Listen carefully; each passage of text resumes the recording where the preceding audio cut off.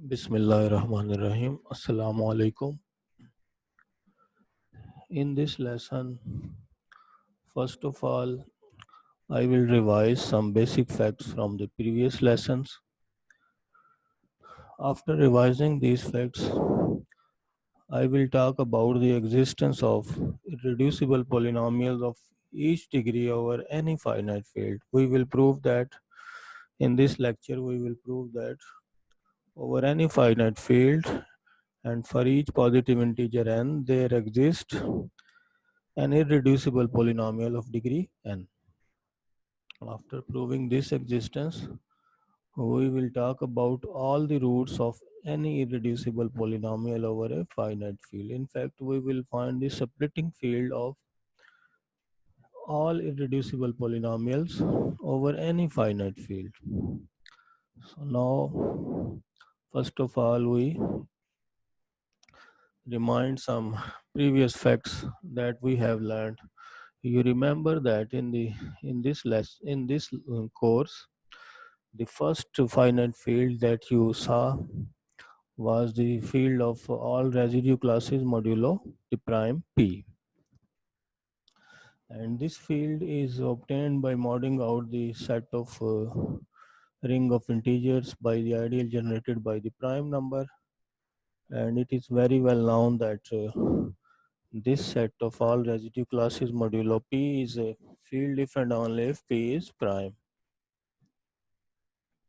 If p is not prime, even if p is some power of, if we take some mod out by some power of prime, we cannot obtain field in this case, because and then of course we will get zero divisors and the elements which does not have multiplicative inverse.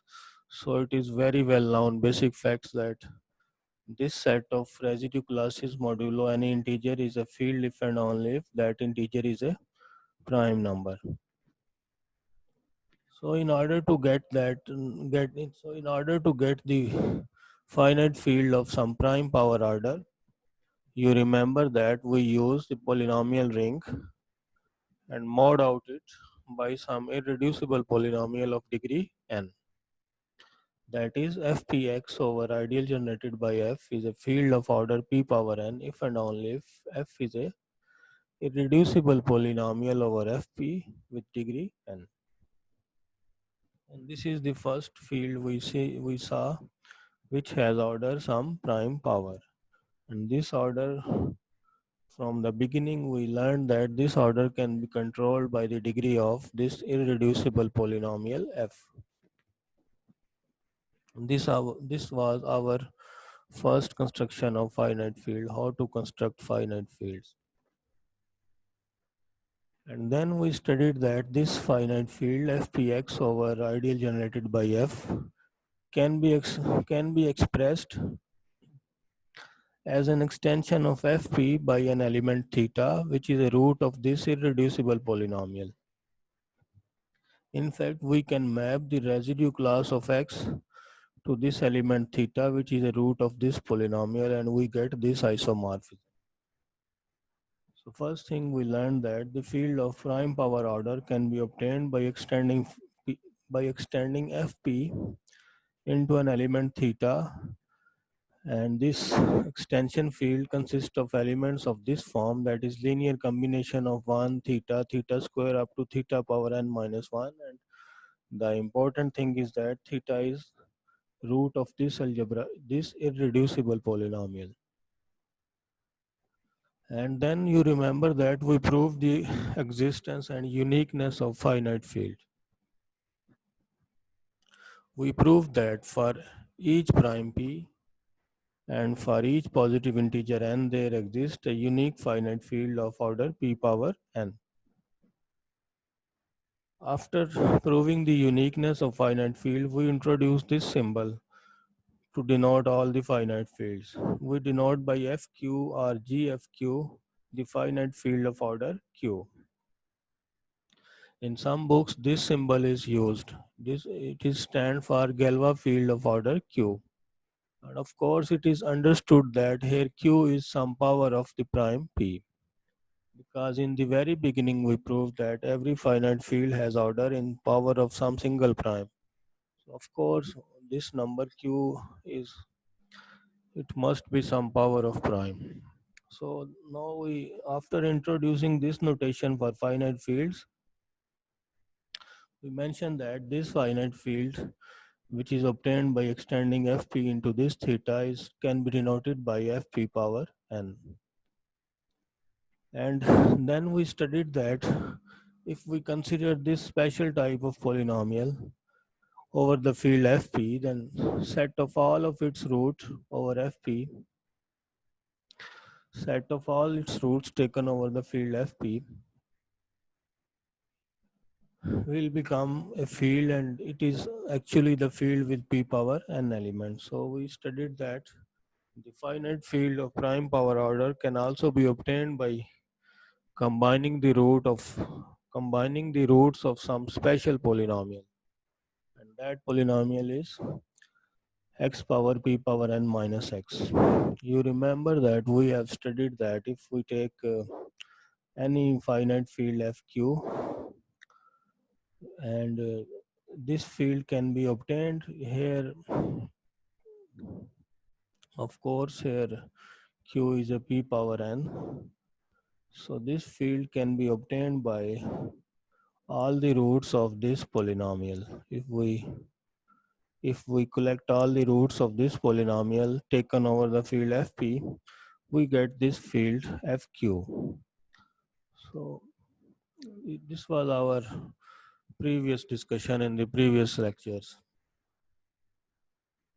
And we can say that this set is actually the splitting field of x power p power n minus x over the field fp.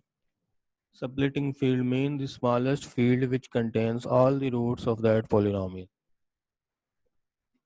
And then we studied about the field extensions, the degree of field extensions, and we proved that this field extension fp power n over fp has degree n. This is because this fp power n is actually equals to fp theta, and if we write the element of fp theta, so they can be generated by 1 theta theta square up to theta power n minus 1. They have total n elements in the basis, so dimension is n, so its degree is n. And then we studied the subfield criterion, and we proved that fp power n is a subfield of fp power n if and only if m is a divisor of n. And if we take any two fields fpn and fpm where m is a divisor of n, then the degree of this field extension is given by n divided by m. fpm is a subfield of fpn if and only if m is a divisor of n, and what is the degree of this field extension? It will be n divided by m. And we have remarked in the previous lecture that if we take any two finite field fq contained in fr, then this r is actually some power of this number q. And by doing so, the degree of this field extension is equals to this power. And it is understood that q is always p power. And after this, we introduce the concept of algebraic element, minimal polynomial of algebraic element, and you remember the degree of algebraic element.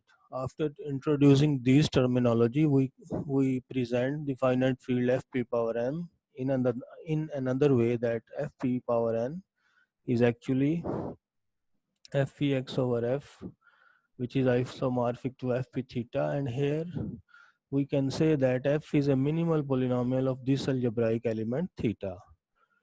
So fpn is equals to fp theta, where theta is algebraic over fp, and this f is a minimal polynomial of theta. And if we extend fp by this algebraic element theta, so and the degree of theta is n, we get the field fp power n. what is the link between this power n and the degree of theta? They are the same.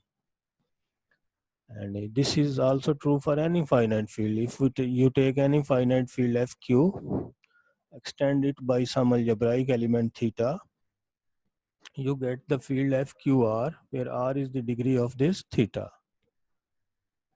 And in above, we also proved that if we take any element of this field fq theta, the degree of each element should be a divisor of this defining element theta. And if we extend this any element, if we take any element alpha from this field and we extend fq by this element, so we get this field extension. The degree of the cardinality, the order of this field should be q power degree of alpha, and this its order is q power degree of theta, which is n. So degree of alpha must be a divisor of degree of theta. This is our previous discussion. And also we discussed that if we extend the any finite field with some elements theta 1 and theta 2 which have same degree, then we get the same field. In general, every element in this field has degree divisor of the defining element. What is important here is that we are in an algebraic field extension, and if we have algebraic element, then we can talk about the degree of that element. If element is not algebraic, then we cannot talk about its degree. So next in this lesson, so first of all, we will prove that, and this theorem that can let fq is a subfield of fr, then this fr is actually an algebraic extension of fq by a primitive element theta. This theorem says that if whenever you take any finite field fr, this field fr is equals to extension of fq into some element theta, and this theta could be any primitive element. Means we can extend fq in any primitive element, we will get fr. And here, of course, each primitive element will be algebraic because this field extension is algebraic. Each element of fr is algebraic over fq. So this theorem says that every finite field fr is a simple algebraic extension of fq into some primitive element beta. So the proof is very easy. Clearly, when we extend fq into this element beta, where beta is primitive element, this set will consist of all the linear combination of powers of beta. So it will contain in this field fr because beta is taken from fr. And now for the other implication, for the other inclusion, note that each element of fr is some power of beta because beta is primitive element. And also beta belongs to this set, and this is a field. So beta square belongs to this, beta cube belongs to this, so all powers of beta belongs to this set. It means each element of f are contained in this. So in this way we can easily prove that each field fr is obtained by extending its subfield fq into some primitive element of fr, let's say beta.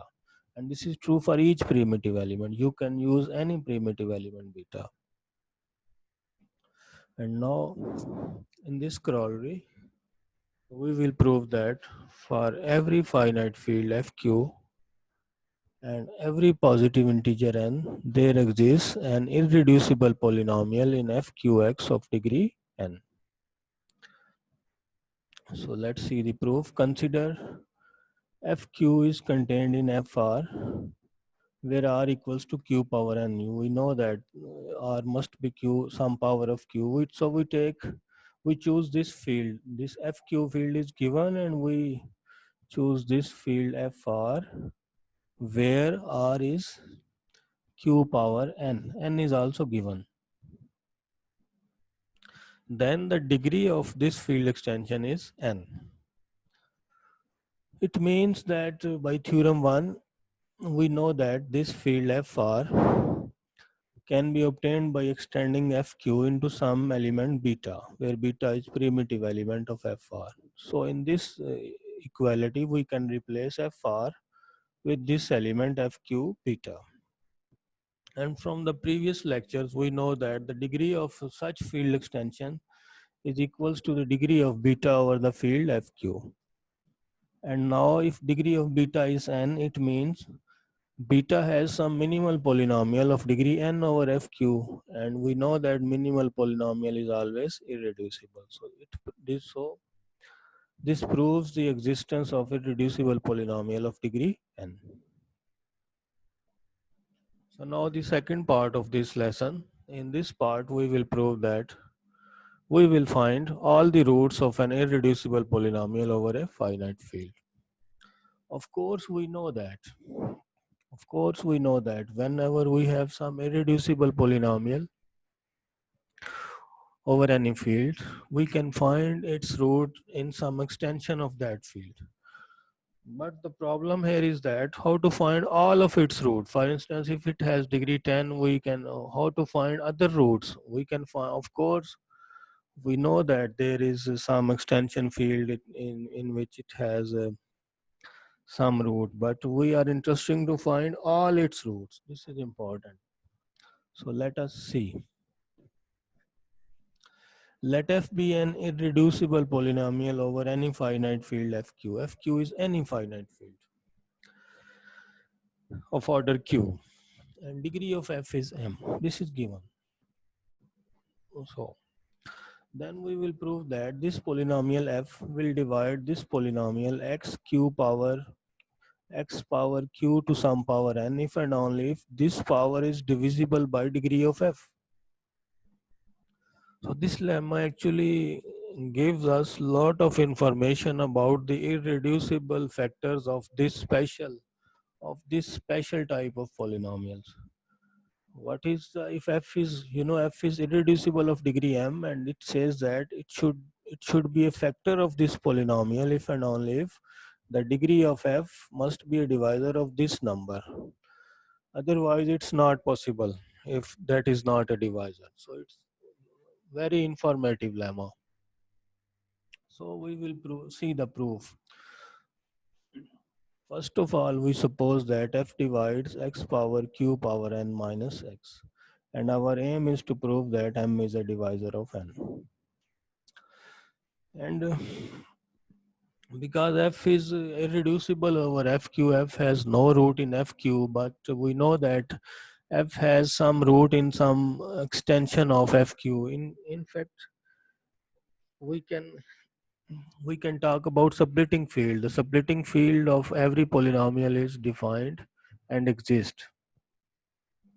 Splitting field is a field which consists of all the roots of a given irreducible polynomial, and it is unique, and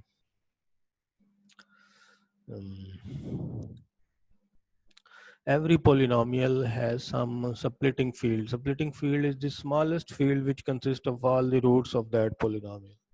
So we are given that f is irreducible polynomial over fq. Yes. Of course, f in fq it has no root, but there must exist some bigger field in which all the roots of f lie, and one such field is splitting field. So that's why we start in this way. Suppose f divides this, and let alpha be some root of f in some bigger field, that is splitting field of f over fq. And then this implies if alpha is a divisor of this polynomial, it means root of alpha is also a root of this polynomial. So alpha is also a root of this polynomial. But root of this polynomial is a finite field of order q power n. It means alpha belongs to this field. So it means if we extend fq with this element alpha, which is in fact an algebraic element because it is a root of f, an irreducible polynomial, and so it will be a subfield of this field. If we extend fq by this algebraic element alpha, for instance, we have now we have this situation. We have f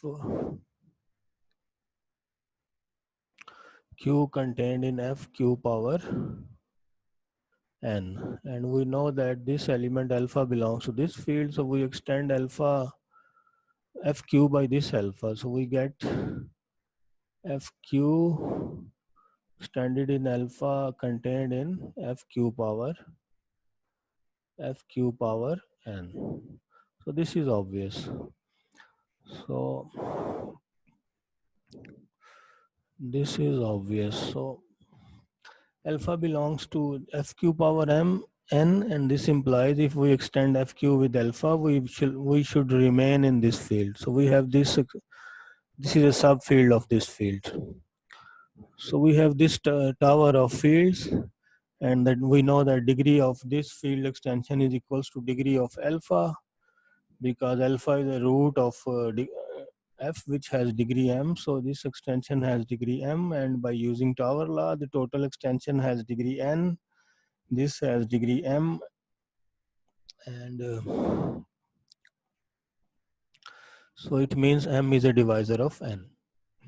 So it's very easy proof. We start again, see that f is a divisor of this polynomial. So root of alpha is a root of f. It's also a root of this, but all the roots of this polynomial are in fact the finite field with order q power n. So alpha belongs to this field.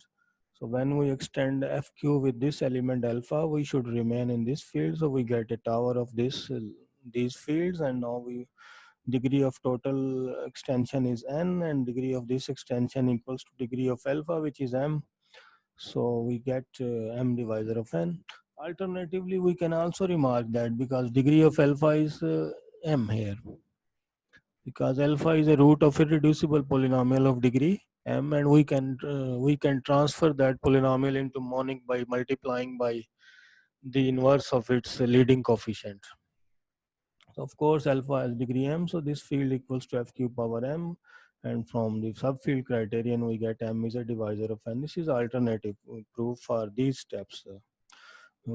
Instead of using tower law, you can also argue by in, in this way. Now, for the converse. Conversely, we suppose that m is a divisor of n, and we have to show that the polynomial f divides this polynomial. If m is a divisor of n, then this field fq power m is a subfield of fq power n. Let alpha be a root of f in splitting field of f over fq. And now we are moving towards the minimal polynomial. It's not necessary to mention these lines, but it's good to mention if someone is confused. Because alpha is a root of irreducible polynomial f, which has degree m, and if we multiply f with its leading coefficients inverse, we get a monic polynomial which also has alpha as a root. Because if alpha is a root of f, then alpha is also a root of g, and g is now minimal polynomial because it is a monic polynomial. Because in the definition of minimal polynomial, we suppose that it should be monic polynomial. We defined it in this way, that the minimal polynomial is always monic. So therefore, we can convert this irreducible polynomial into monic polynomial. So in this way, so this polynomial g is now an irreducible polynomial because f is irreducible. Because f has alpha as a root, so g also has alpha as a root, and therefore g becomes a minimal polynomial of this alpha. So degree of this and also degree of these two polynomials is same. So degree of alpha is degree of its minimal polynomial, that is m, and so when we extend this q in alpha, it's equals to fq power degree of alpha. And from this we conclude that alpha belongs to this field, and this field is a subfield of this field fq power n. So it means alpha is a root of this polynomial because every element of this field is a root of this polynomial. So alpha becomes a root of this polynomial. Now as now see, we have two polynomials which has alpha as a root. One is minimal polynomial. You see, G is also a polynomial which has alpha and as a root, and this is also another polynomial which has alpha as a root, but this is minimal polynomial. You remember in the previous lessons in the characterization theorem of minimal polynomial, the minimal polynomial is a generator of the ideal which consists of all polynomials having alpha as a root, having theta as a root. So here we have two polynomial. This polynomial has alpha as a root, and this is the minimal polynomial of alpha. So minimal polynomial should always divides every polynomial which has alpha as a root.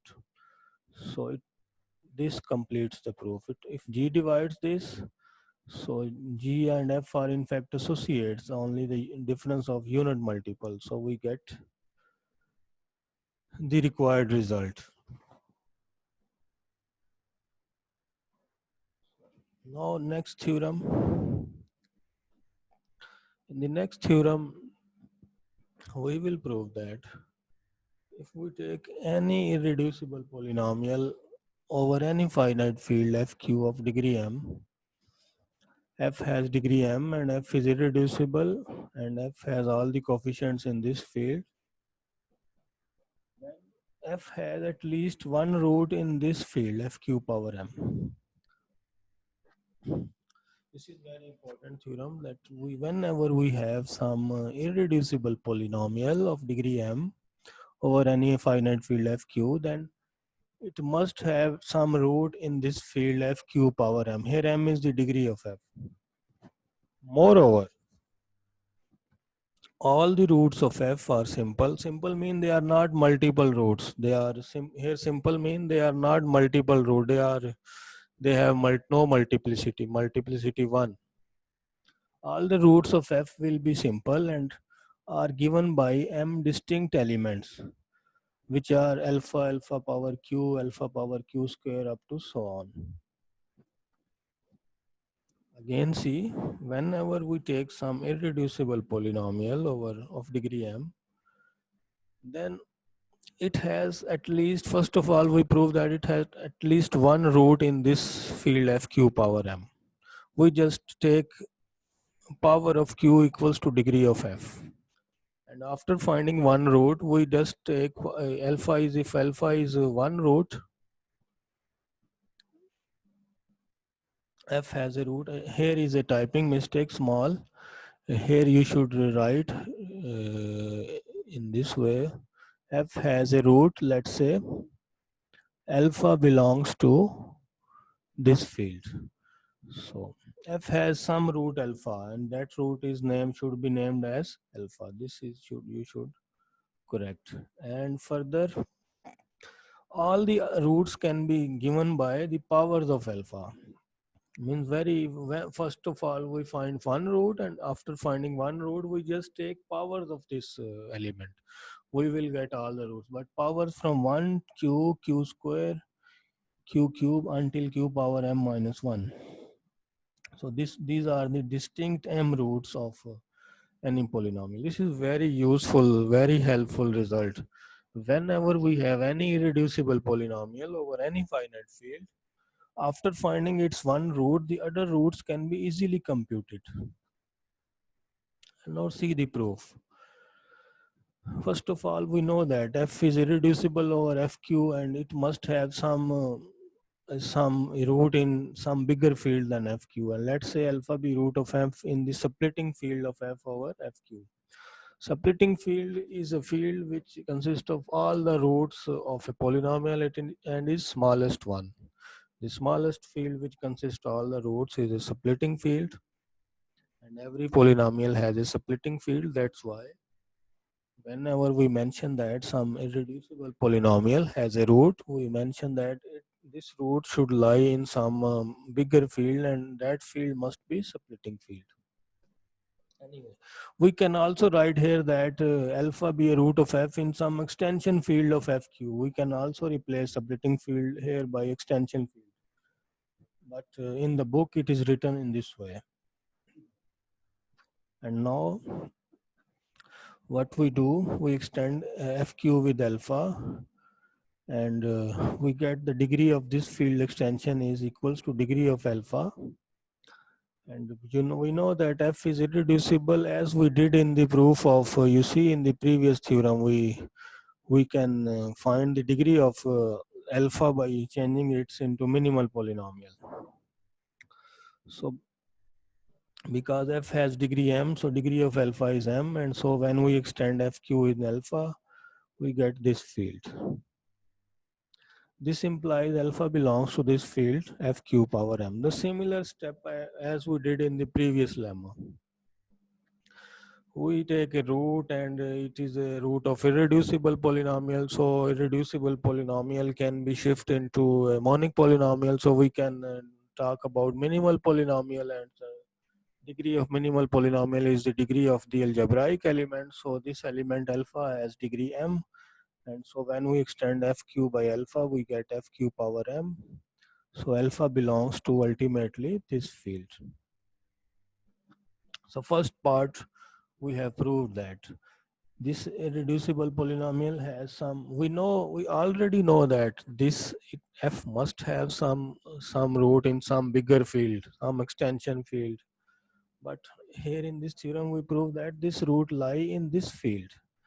F has a root in this field. So we prove that f has at least one root in this field, fq power m.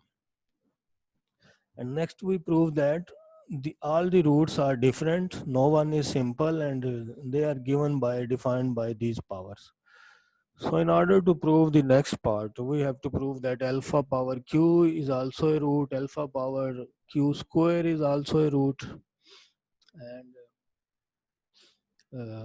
alpha power q cube is also a root. So it is enough to show this fact that if beta belongs to this is a root of f, then beta power q is also a root of f, because by doing so, if you prove that, let's say alpha is a root, then you prove alpha power q is a root. Then when you take alpha power q, you will get alpha power q square is a root, and in this way you will get all these powers as a root.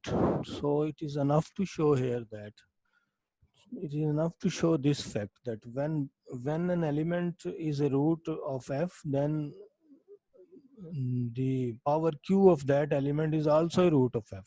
We will prove this fact, and it can be easily shown. By proving this fact, we can easily conclude that if alpha is a root of f, then all the powers of alpha, these powers are also root of f. So next we prove this, but in order to prove this, first we recall two basic facts that will be used in this proof.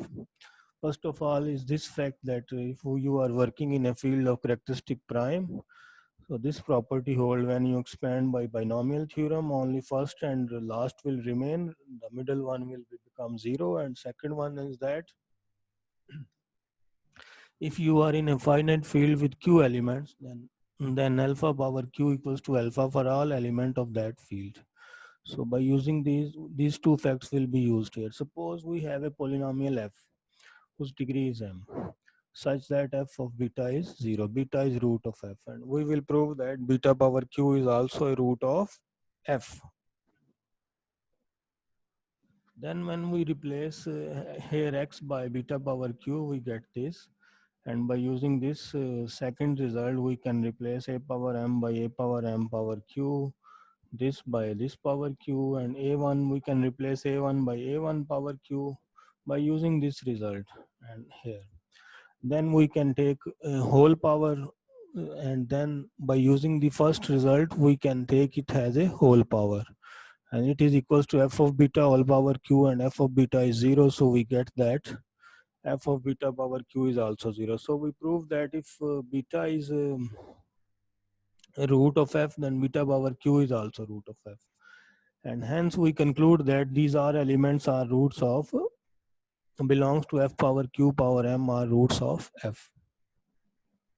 Now in order to prove the theorem, it only remains to prove that these all the roots are distinct. They cannot be same.